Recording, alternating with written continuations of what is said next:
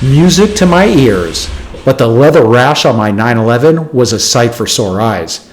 I repaired the leather seats over a year ago. There is more detailed step-by-step video, and you can get the link in the description.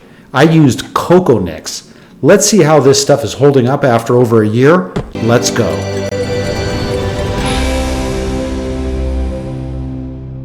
I don't have any affiliation with this product, and they're not paying me. Dang it. I had seat rash on my Porsche 911 that I hated to look at every time I got into the car. Seat rash is pretty popular on Porsches because it's low to the ground and people usually do the sit and slide. If you have a friend or have a Porsche, teach them the backhand maneuver or just subscribe and send them this video for etiquette. Your seats will thank you. Okay, let's get to it.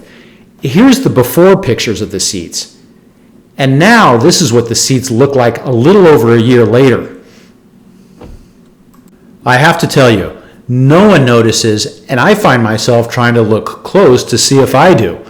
This stuff has definitely held up, which is a relief because buying seats for this car would have cost me thousands. This stuff worked for me.